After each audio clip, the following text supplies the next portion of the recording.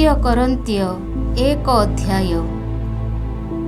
धन्यवादन तथा धन्यवाद अर्पण।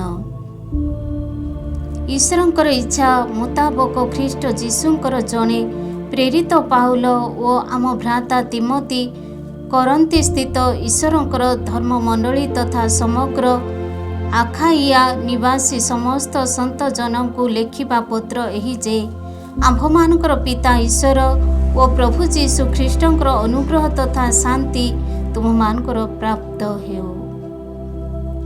जे करुणार परम पिता ओ समास्वनार ईश्वर सेही आम प्रभु जीशु ख्रीष्टंकर ईश्वर तथा पिता धन्य हुअन्तु।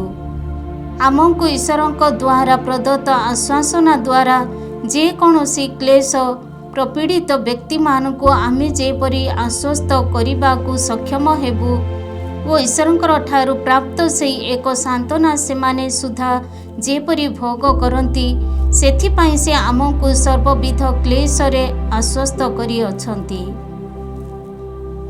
प्रचुर भावरे आमे जेपरी ख्रीष्टंक जातनार अंशीदार सेही भली ख्रीष्टंक माध्यम रे आमे सांत्वनार मध्य प्रचुर भावरे अंशीदार हेउअछु।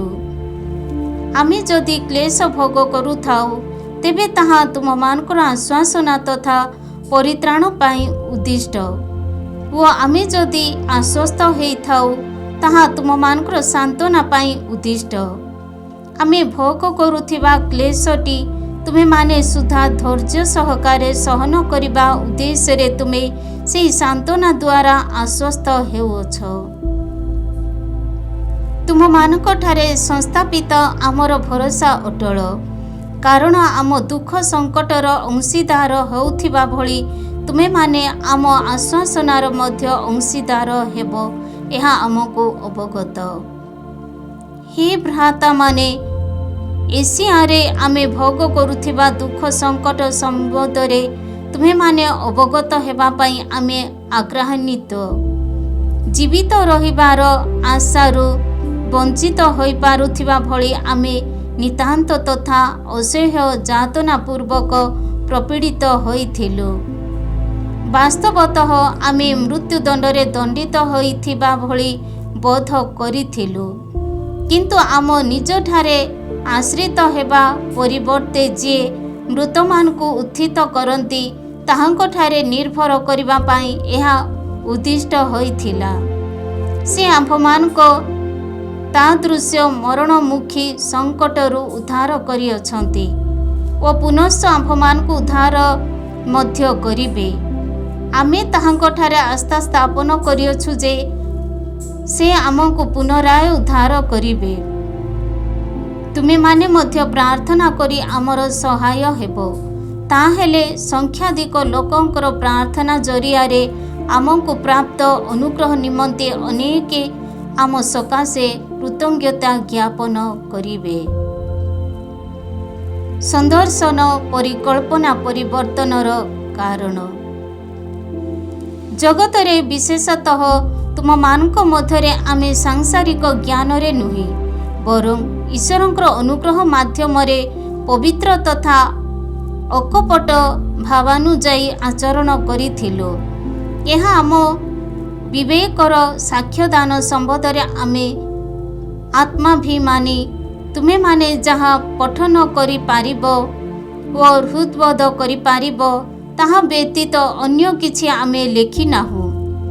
वर्तमान तुमे माने आमको आंशिक भावरे हृदबोध करुथिबा भली प्रभु जीशुंक दिवस रे तुमे माने आमर गर्व ओ आमे जे तुम मानकर गर्व होइछु एहा तुमे माने संपूर्ण रूपे हृदयंगम करिबो बोली मु आशा करे। एपरि धारणा संबंधरे मु सुनिश्चित थिबा जगु तुमे माने जेपरि द्विगुण आनंद लाभ कर सेथिपाई तुम निकटको आसीबी बोली मु प्रथमतः स्थिर करिथिली। मासे दिनिया को जीवा समय रे तुम मान को संदर्शन करिबा सेठारु तुम पाख को प्रत्यावर्तन करिबा ओ सेठारु तुमे माने मते विदाय देई जुदेया को प्रेरण करिबा पाई मु चाहिथिली। ସନ୍ଦିଗ୍ଧ ମନା ହୋଇ ମୁଁ କ'ଣ ଏପରି ପରିକଳ୍ପନା କଲି? ଏହା ସଙ୍ଗେ ଆସ୍ତି ତଥା ନାସ୍ତି କହିବା ପାଇଁ ପ୍ରସ୍ତୁତ ସାଂସାରିକ ମନୁଷ୍ୟ ସଦୃଶ୍ୟ ମୁଁ କ'ଣ ମୋର ଯୋଜନା ପ୍ରସ୍ତୁତ କରିଅଛି? ତୁମମାନଙ୍କ ପ୍ରତି ମୋର ବାକ୍ୟାଦି ଯେ ଏକା ସଙ୍ଗେ ଆସ୍ତି ତଥା ନାସ୍ତି ସୂଚକ ହୋଇନଥିଲା, ଏହାର ସାକ୍ଷୀ ବିଶ୍ୱସ୍ତ ଈଶ୍ୱର ହିଁ ଅଟନ୍ତି। ତୁମମାନଙ୍କ ମଧ୍ୟରେ ଆମେ ଅର୍ଥାତ୍ ମୁଁ, ସିଲବାନସ୍ ଓ ତିମୋଥି ଯାହାଙ୍କୁ ପ୍ରଚାର କରୁ, ସେହି ଈଶ୍ୱରଙ୍କ ପୁତ୍ର ଯୀଶୁଖ୍ରୀଷ୍ଟ ଆସ୍ତି ତଥା ନାସ୍ତି ସୂଚକ ନଥିଲେ। ତାହାଙ୍କଠାରେ ତାହା ସର୍ବଦା ଆସ୍ତି ଥିଲା, କାରଣ ଈଶ୍ୱରଙ୍କର ସମସ୍ତ ପ୍ରତିଶ୍ରୁତି ତାହାଙ୍କଠାରେ ସର୍ବଦା ଆସ୍ତି ସୂଚକ। ସୁତରାଂ ଈଶ୍ୱରଙ୍କ ମହିମା ଉଦ୍ଦେଶ୍ୟରେ ଆମେ ତାହାଙ୍କ ମାଧ୍ୟମରେ ଆମେନ୍ କହୁଅଛୁ, ଯିଏ ଆମକୁ ଖ୍ରୀଷ୍ଟଙ୍କଠାରେ ତୁମମାନଙ୍କ ସହ ପ୍ରତିଷ୍ଠା କରିଅଛନ୍ତି ଓ ଅଭିଷିକ୍ତ କରିଅଛନ୍ତି, ସେ ଈଶ୍ୱର ଅଟନ୍ତି। ସେ ଆମକୁ ମୁଦ୍ରାଙ୍କନ କରିଅଛନ୍ତି ଓ ଏକ ବନ୍ଧକ ସ୍ୱରୂପ ତାହାଙ୍କର ଆତ୍ମାକୁ ଆମ ହୃଦୟାନ୍ତରଳରେ ଢାଳି ଦେଇଅଛନ୍ତି। ସୁତରାଂ ତୁମମାନଙ୍କ ମଙ୍ଗଳ ନିମନ୍ତେ ମୁଁ କରନ୍ତିକୁ ଆସିନାହିଁ, ଈଶ୍ୱରଙ୍କୁ ସାକ୍ଷୀ ରଖି ମୋର ଜୀବନ ନାମରେ ଶପଥ କରି ମୁଁ ଏହା କହୁଅଛି, ତୁମମାନଙ୍କର ବିଶ୍ୱାସ ଉପରେ ଆମେ ପ୍ରଭୁତ୍ୱ ସ୍ଥାପନ କରୁନାହୁଁ, ବରଂ ତୁମେମାନେ ବିଶ୍ୱାସରେ ଦୃଢ଼ ରହିଥିବା ଯୋଗୁଁ ତୁମମାନଙ୍କର ଆହ୍ଲାଦ ସକାଶେ ଆମେ ତୁମମାନଙ୍କ ସହ ପରିଶ୍ରମରତ। 2 ଅଧ୍ୟାୟ। ତୁମମାନଙ୍କ ପ୍ରତି ଅନ୍ୟ ଏକ ଦୁଃଖଦାୟକ ସନ୍ଦର୍ଶନ ନ କରିବା ପାଇଁ ମୁଁ ସ୍ଥିର କଲି। ମୁଁ ଯଦି ତୁମମାନଙ୍କୁ ଦୁଃଖ ଦେଇଅଛି, ତେବେ ଯେଉଁମାନଙ୍କୁ ମୁଁ ଦୁଃଖିତ କରିଥିଲି, ସେମାନଙ୍କ ବ୍ୟତୀତ ଅନ୍ୟ କିଏ ବା ମୋତେ ସନ୍ତୁଷ୍ଟ କରିବ? ଯେଉଁମାନେ ମୋତେ ସନ୍ତୁଷ୍ଟ କରିବା ଆବଶ୍ୟକ, ମୋର ଆଗମନ ସମୟରେ ସେମାନେ ମୋତେ ଯେପରି ଦୁଃଖିତ ନ କରନ୍ତି, ସେଥିପାଇଁ ମୁଁ ଏହିପରି ଲେଖିଥିଲି।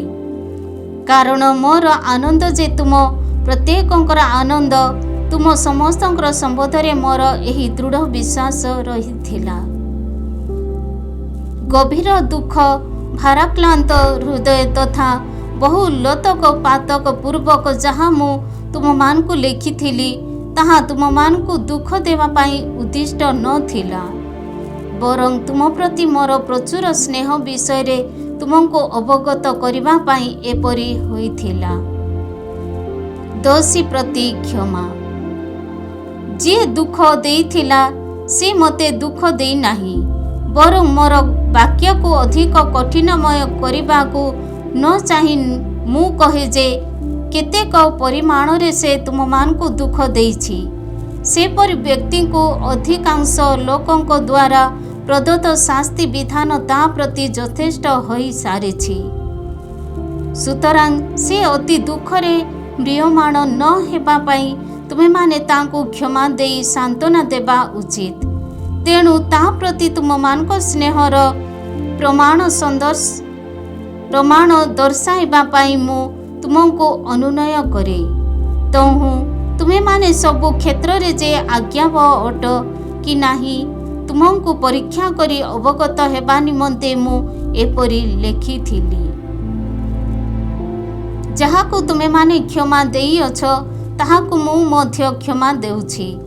ମୁଁ ଯଦି କୌଣସି ବିଷୟରେ କ୍ଷମା ଦେଇଅଛି, ତେବେ ତାହା ଖ୍ରୀଷ୍ଟଙ୍କ ସନ୍ନିଧାନରେ ତୁମ ସକାଶେ ହୋଇଥିଲା, ଶୈତାନ ଆମକୁ ପ୍ରବଞ୍ଚନା କରିବା ପାଇଁ ଯେପରି ସୁଯୋଗ ନ ପାଏ, ସେଥିପାଇଁ ତାହା ଉଦ୍ଦିଷ୍ଟ ଥିଲା, କାରଣ ତାର ଯୋଜନା ସମ୍ବନ୍ଧରେ ଆମେ ଅଜ୍ଞ ନୋହୁଁ। ପାଉଲଙ୍କର ଉତ୍କଣ୍ଠା ଓ ଆଶ୍ୱାସନା।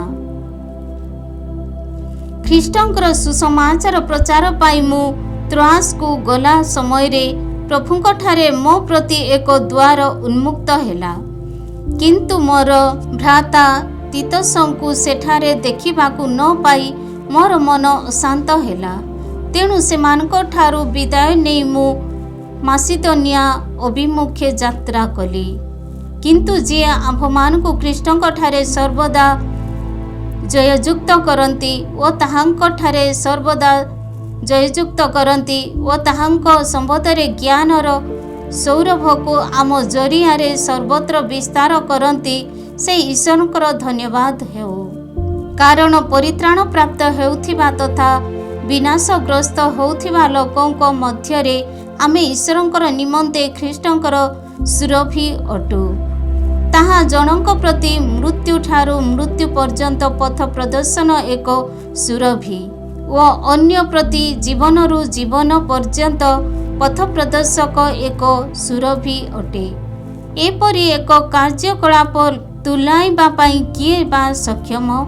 ଅନ୍ୟ ବହୁ ବ୍ୟକ୍ତିମାନଙ୍କ ସଦୃଶ୍ୟ ଆମେ ଈଶ୍ୱରଙ୍କ ବଚନରେ ବିକ୍ରେତା ରୂପେ ପରିଭ୍ରମଣ କରୁନାହୁଁ, ବରଂ ଈଶ୍ୱରଙ୍କ ସନ୍ନିଧାନରେ ବିଶ୍ୱସ୍ତ ଓ ଈଶ୍ୱରଙ୍କ ଦ୍ୱାରା ନିଯୁକ୍ତ ବ୍ୟକ୍ତିମାନଙ୍କ ଭଳି ଆମେ ଖ୍ରୀଷ୍ଟଙ୍କ ଠାରେ ବାକ୍ୟାଳାପ କରୁଅଛୁ। 3 ଅଧ୍ୟାୟ ବ୍ୟବସ୍ଥା ବିଧାନର ପରିଚାରକ ବୃନ୍ଦ। ଆମେ କ'ଣ ନିଜ ନିଜକୁ ସୁପାରିଶ କରିବା ପାଇଁ ପୁନଃ ପ୍ରୟାସ କରୁଅଛୁ? ଅଥବା ଅନ୍ୟ କେତେକ ଲୋକଙ୍କ ଭଳି ଆମକୁ କ'ଣ ତୁମ ନିକଟକୁ କିମ୍ବା ତୁମଠାରୁ ଆମ ପ୍ରତି ସୁପାରିଶ ପତ୍ରର ଆବଶ୍ୟକତା ରହିଛି? ତୁମମାନଙ୍କ ହୃଦୟରେ ଲିପିବଦ୍ଧ ଓ ସମସ୍ତଙ୍କ ଦ୍ୱାରା ବିଦିତ ତଥା ପଠିତ ସେହି ଆମର ସୁପାରିଶ ପତ୍ର ସ୍ୱୟଂ ତୁମେମାନେ ଅଟ।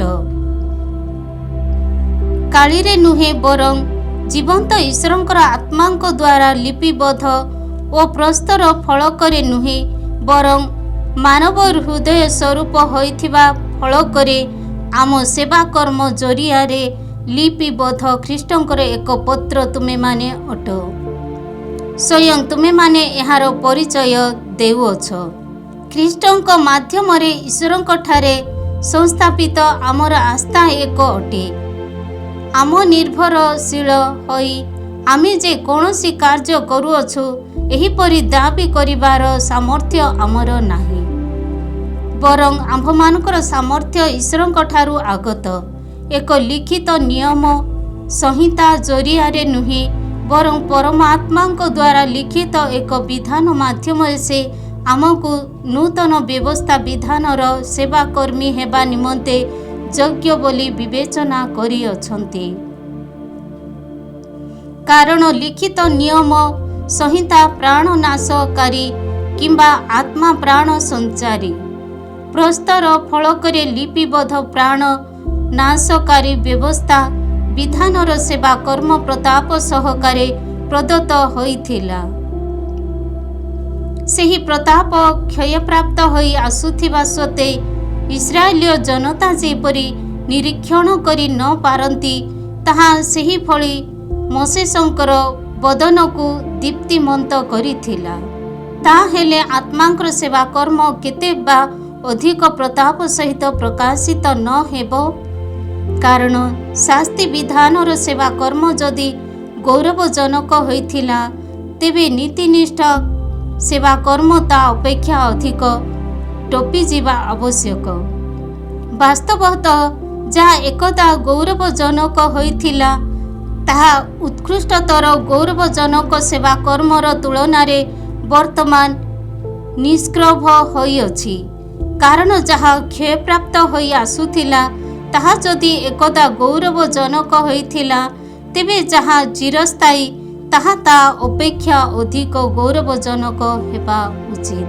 ଆମ୍ଭମାନଙ୍କର ଏତାଦୃଶ ଭରସା ଥିବା ଯୋଗୁଁ ଆମେ ସାହସୀ ଅଟୁ। କ୍ଷୟପ୍ରାପ୍ତ ହୋଇ ଆସୁଥିବା ତେଜକୁ ଇସ୍ରାଏଲ ଜନତା ନିରୀକ୍ଷଣ ନ କରିବା ସକାଶେ ମୋଶେସ୍ ଯେପରି ନିଜର ବଦନକୁ ଏକ ଆବରଣରେ ଆଚ୍ଛାଦନ କରିଥିଲେ, ଆମେ ସେହିଭଳି ସାଧନ କରିଅଛୁ। ସେମାନଙ୍କର ମନ କଠିନମୟ ହେଲା, କାରଣ ପୁରାତନ ବ୍ୟବସ୍ଥା ବିଧାନ ପଠିତ ହେବା ସମୟରେ ସେହି ଆଚରଣ ଅଦ୍ୟାବଧି ତିଷ୍ଠି ରହେ। କାରଣ କେବଳ ଖ୍ରୀଷ୍ଟଙ୍କ ଜରିଆରେ ତାହା ଅପସାରିତ ହେବ। ହଁ, ବର୍ତ୍ତମାନ ସୁଦ୍ଧା ମୋଶେସଙ୍କର ପୁସ୍ତକ ଯେତେବେଳେ ପଠିତ ହୁଏ, ସେମାନଙ୍କର ମନ ଏକ ଆବରଣରେ ଆବୃତ ହୋଇ ରହିଛି। କିନ୍ତୁ କେହି ଯଦି ପ୍ରଭୁଙ୍କ ସମୀପକୁ ପ୍ରତ୍ୟାବର୍ତ୍ତନ କରେ, ତେବେ ସେହି ଆବରଣ ଅପସରି ଯାଏ। प्रभु आत्मा अटंती। प्रभुंकर आत्मा जेउठी विराजमान सेठी स्वतंत्रता विद्यमान। ऐनार प्रतिफलक सदृश्य अनाच्छादित बदन रे प्रभुंकर महत्व को प्रतिबिंबित करी तेजस्वरु अधिक तेजस्व होई ताहांकर सादृश्य रे आमे रूपांतरित होई अछु। यह जे आत्मा सेही प्रभुंक द्वारा प्रदत्त एक दान अटे। 4 अध्याय मृत्तिका पात्र रे संरक्षित संपद।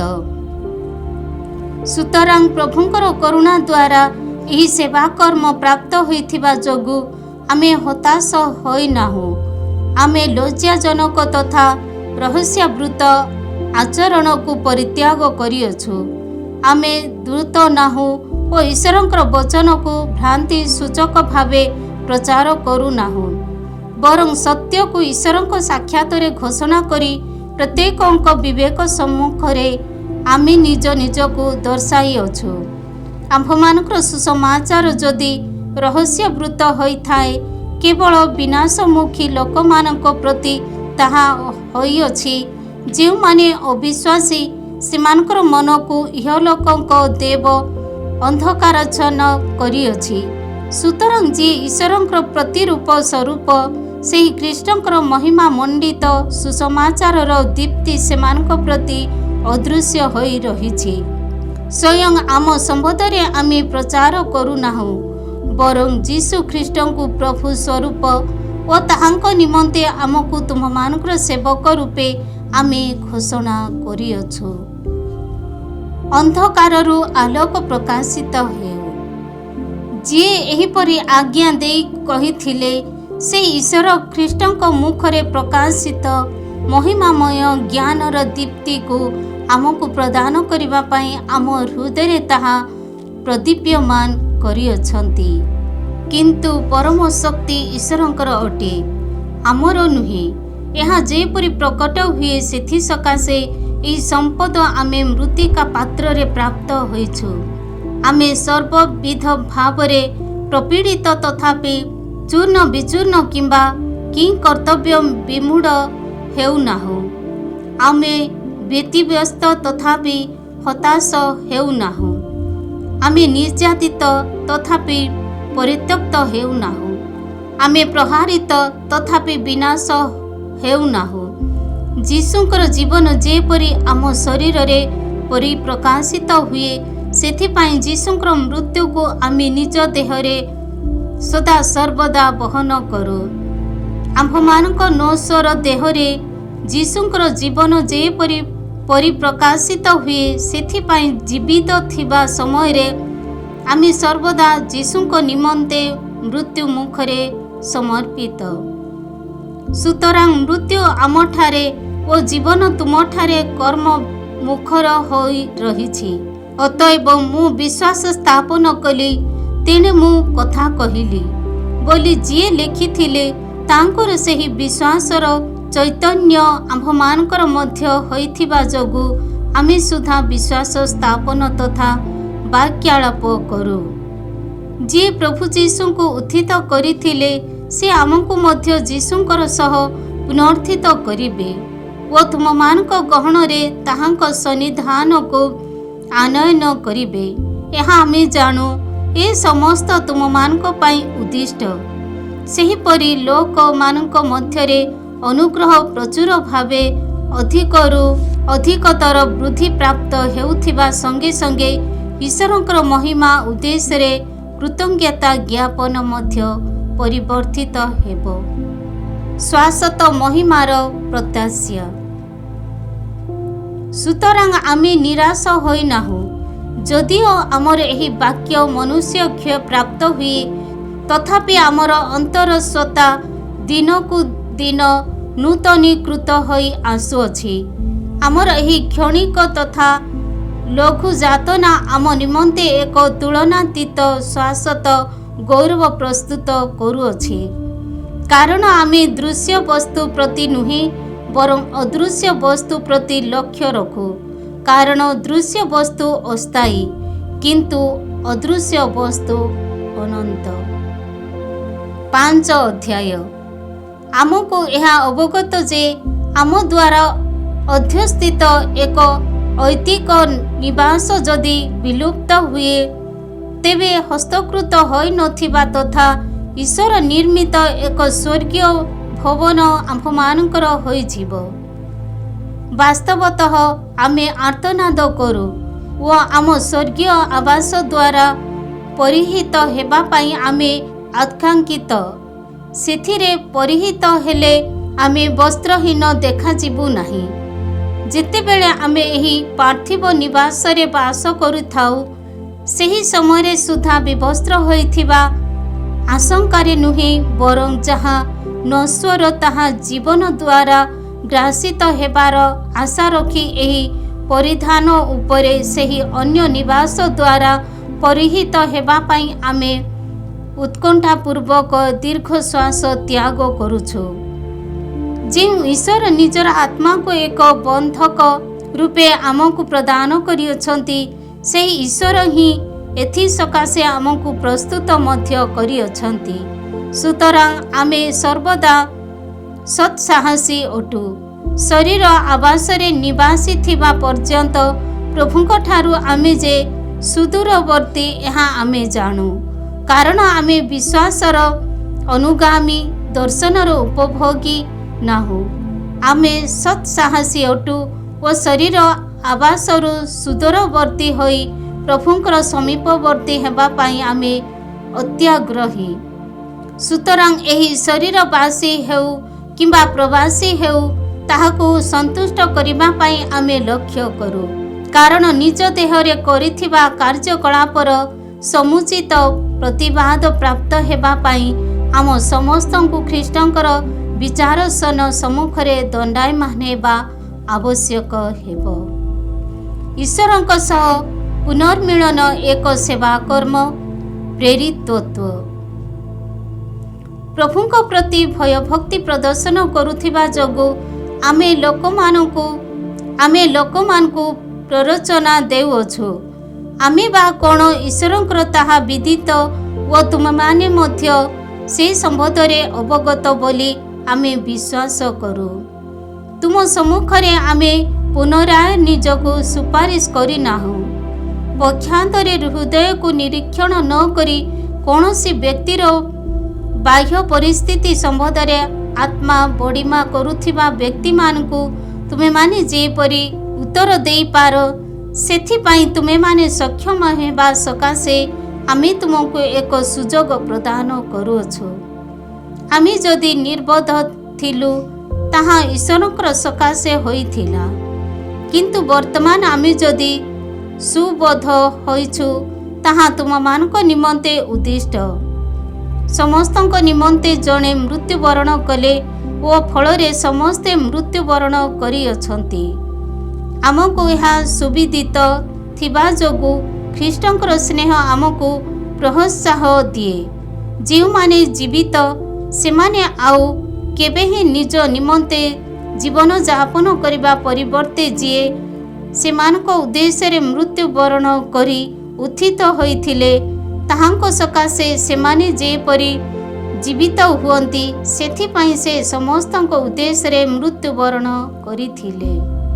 ସୁତରାଂ ବର୍ତ୍ତମାନ ଠାରୁ ଆମେ କୌଣସି ବ୍ୟକ୍ତିଙ୍କୁ ମାନବୀୟ ଦୃଷ୍ଟିକୋଣରୁ ବିବେଚନା କରୁନାହୁଁ। ଯଦିଓ ଏକଦା ଆମେ ଖ୍ରୀଷ୍ଟଙ୍କୁ ମାନବୀୟ ଦୃଷ୍ଟିକୋଣରୁ ବିବେଚନା କରିଥିଲୁ, ତଥାପି ଆମେ ଆଉ କେବେ ହିଁ ସେପରି କରୁନାହୁଁ। କେହି ଯଦି ଖ୍ରୀଷ୍ଟଙ୍କଠାରେ ଅବସ୍ଥିତ, ତେବେ ସେ ଏକ ନୂତନ ସୃଷ୍ଟି ହୋଇଛି। ପୁରାତନ ଅତିକ୍ରାନ୍ତ ଓ ନୂତନ ସମାଗତ। ଯିଏ ଆମକୁ ଖ୍ରୀଷ୍ଟଙ୍କ ଜରିଆରେ ନିଜ ସହ ପୁନର୍ମିଳିତ କରିଥିଲେ ଓ ସେହି ପୁନର୍ମିଳନର ସେବା କର୍ମ ଆମକୁ ପ୍ରଦାନ କରିଥିଲେ, ସେହି ଈଶ୍ୱରଙ୍କଠାରୁ ଏ ସମସ୍ତ ଉଦ୍ଭବ, ଅର୍ଥାତ୍ ମନୁଷ୍ୟମାନଙ୍କ ଅପରାଧ ଗୁଡ଼ିକୁ ସେମାନଙ୍କ ବିରୁଦ୍ଧରେ ଗଣନା ନ କରି ଓ ସେହି ପୁନର୍ମିଳନର ସନ୍ଦେଶ ଆମ ହସ୍ତରେ ସମର୍ପଣ କରି ଈଶ୍ୱର ଖ୍ରୀଷ୍ଟଙ୍କ ମାଧ୍ୟମରେ ଏହି ସଂସାରକୁ ନିଜ ସହ ପୁନର୍ମିଳିତ କରିଅଛନ୍ତି। सुतरां आमे ख्रीष्टंकर राजदूत आम जरिया ईश्वर तुम मानक निजर आह्वान जनाती। सुतरां ख्रीष्टंक नाम तुम मानक आमर अनुरोध यह जे तुम्हें समस्ते ईश्वरंक सह पुनर्मिलित हुओ, कारण ताहांठारे आमे समस्ते जेपरी ईश्वरंकर नीतिनिष्ठा हेउ सेथि सकाशे जी पापहीन थिले ईश्वर ताहाको आम सकाशे पाप स्वरूप करिदेले। 6 अध्याय। समस्त परिस्थिति रे पाउल ईश्वरंक परिचारक ताहांकर सहकर्मी हिसाब रे आमे तुम मानकु अनुरोध करू जे तुमको प्राप्त ईश्वरंकर अनुग्रह को तुम्हें माने व्यर्थ कर नाही। से कही अछंती सुग्राह्य समय रे मु तुमर प्रार्थना प्रति कर्णपात कली, परित्राण दिवस रे मु तुमको साहाय्य कली। देख वर्तमान से ही सुग्राह्य समय देख, वर्तमान से ही परित्राणर समय। आम सेवा कर्म रे केही केबे कौनसी दोष आविष्कार न करिबा पाई आमे कहारी विरुद्ध रे कौनसी प्रतिबंधक सृष्टि करू नाहु। पक्षांतरे सहनशीलता, कष्ट, क्लेश, दुर्दशा, प्रहार, कारावास, गंडगोल, अक्लांत परिश्रम, जागरण, अनाहार, शुद्धता, ज्ञान, सहिष्णुता, दया, पवित्र आत्मा, यथार्थ स्नेह, सद्वचन, ईश्वरंकर शक्ति दक्षिण तथा बाम हस्तरे हस्तद्रुत न्यायपरायणतार अस्त्र शस्त्र, सम्मान तथा अपमान, सुनाम तथा दुर्नाम प्रभृति सर्वविध कार्यकलापरे ईश्वरंकर दास रूपे आमे अभिमान पोषण करू।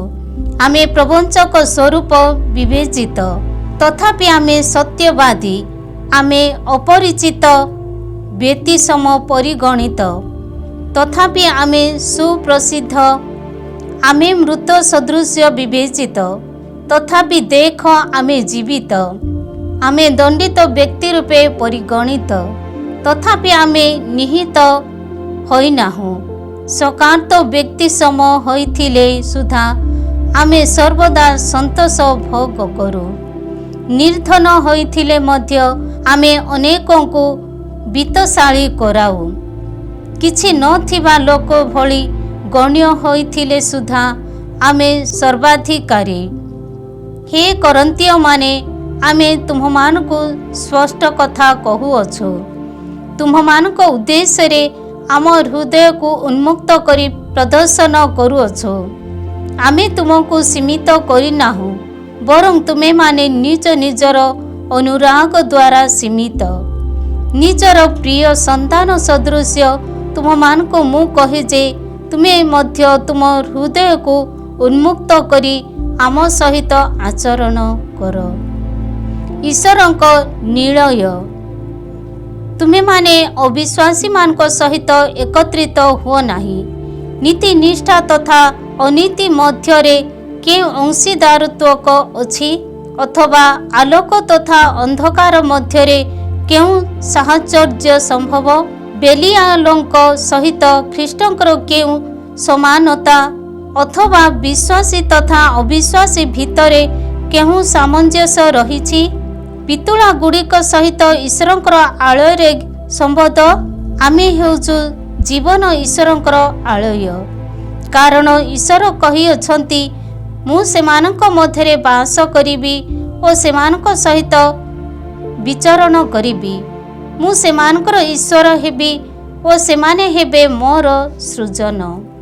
सुतरां प्रभु कहंती जे सेमानक मध्यरु बहिर्गत हुओ ओ सेमानक ठारू पृथक हुओ। कौनसी अशुचि पदार्थ को स्पर्श कर नाही, ताहेले मु तुम मानकु ग्रहण करिबी। मु तुम मानकर पिता हेबी ओ तुमे माने मोर पुत्र कन्यागण हेब। सर्वशक्तिमान प्रभु एहा कहंती। 7 अध्याय। हे स्नेहास्पद बंधुगण, ए समस्त प्रतिश्रुति प्राप्त होथिबा जोगु शरीर तथा आत्मार समग्र अशुद्धतारु आमे निज निजकु शुद्धपुत करिबा ओ ईश्वरଙ୍କ भୟରେ आमे पवित्रता को सिद्ध करिबा। करन्तीय मानक अनुशोचनारे पाउलଙ୍କ आनंद। तुम मानक हृदय आम प्रति एक स्थान प्रदान कर। आमे काहारी प्रति अनिष्ट करी नाहु, काहारी विरुद्ध कौनसी विनाश घटाऊ नाहु ओ काहारी को प्रवंचना करी नाहु। तुम मान को दोषारोप करने उद्देश्य रे मु एहा कहू नाही। पक्षांतरे मु पूर्वरु कही अछि जे एकत्र मृत्युवरण करिबा तथा जीवन यापन करिबा पाई तुमे माने आम हृदयांतरल रे एक स्थान प्राप्त होइअछ। तुमठारे मोर दृढ़ विश्वास अछि। तुमको नहीं मु अतीत गौरवान्वित, मु आश्वासनार भरपूर। आमर समस्त क्लेश मध्यरे सुधा मु आह्लादरे पूरित। मासिदोनिया रे पहुँचीबा परे मध्य आमे कौनसी विश्रांति पाई पारिलु नाही। केवल एहा नुहे बरं चतुर्पार्श्वरे प्रतियोगिता व अंतर्निहित भय प्रभृति क्लेश आमको सर्वदा प्रपीड़ित करिथिला। किंतु हतोत्साही मानवको सांत्वना देइथिबा ईश्वर तीतसंकर आगमन द्वारा आमको आश्वस्त कले। केवल तांकर आगमन जोगु नुहे बरं तुमठारु स्वयं से प्राप्त होइथिबा आश्वासना ओ मो प्रति तुम मानकर आख्यांका खेद तथा उत्सुकता संबंधरे तांकर वार्तालाप शुणी मु अत्यधिक संतुष्ट हेली। जदिओ मोर पत्र तुम मानकु संतप्त करिथिला तथापि मु सेथि सकाशे अनुतप्त नुहे। वास्तवतः मु पूर्वरे अनुतप्त थिली, कारण सेही पत्र केवल स्वल्प काल व्यापी तुमको दुखित करिथिला। किंतु तुम मानकु दुखित करिथिबा जोगु नुहे बरं तुम मानकर दुख अनुतापी विमुखी पथ प्रदर्शक होइथिबा जोगु मु वर्तमान आनंदित। तुम मानकर दुख जे ईश्वरंकर इच्छा अनुଯାयी संगठित ता जोगु तुमे माने आम द्वारा आदे क्षतिग्रस्त होई नाहो। कारण दिव्याभीष्ट जनित दुख परित्राणर उद्देश्यार्थे एक अनुताप जन्माए। तहिरे खेद पाई कौनसी स्थान नाही, किंतु सांसारिक दुख मृत्यु पथ को टाणी निए। पुणी देख दिव्याभीष्ट जनित एक दुख की प्रकार एक निष्ठा तुम मानकर शुद्धिकरण निमंते की प्रकार व्यग्रता, की प्रकार विभक्ति भाव, की प्रकार भीति, की प्रकार आख्यांका, की प्रकार उत्सुकता, की प्रकार शास्ति तुमठारे उत्पन्न करिअछि। तुमे माने जे ए विषय निर्दोष सर्वविध भावरे ताहा तुमे प्रतिपादन करिअछ। सुतरां सेही अपराधी किंबा अपराधी भोगी को लक्ष्य करी मु तुम पाखकु लेखी नाही, बरं आम प्रति तुम मानकर उत्कृष्टता ईश्वरंकर सन्निधान रे तुम निज ठारे प्रकाशित करिबा उद्देश्य रखी मु सेही पत्र लेखी थिली। सुतरां आमे आश्वासना रे पूरित होइअछु। आम्भ मानकर आश्वासना व्यतीत तुमे माने तीतसंक मन को आश्वस्त करिथिबा हेतु तांकर आनंद को स्मरण करी सुधा आमे अपेक्षाकृत आनंदित हेलु। तुम्हानकर प्रशंसा करी जदिबा तांको सहित वार्तालाप करिथिली तेबे से संबंधरे मु लज्जित हेबा अनावश्यक होइथिला। तुम्हानको कहिथिबा सबु किछि जेपरि सत्य थिला सेहीपरि तीतसंक सम्मुखरे आमर सेही गौरवबोध जे सत्य यहाँ मध्य प्रमाणित होइअछि। तुम समस्तंकर अनुज्ञत्य एवं भय तथा प्रकंपन पूर्वक तांको प्रति प्रदत्त तुम्हानकर स्वागत को स्मरण करी से तुम्हानको अत्यधिक स्नेह करती। जेहेतु तुमठारे मोर पूर्ण विश्वास थिला से हेतु मु आनंदित।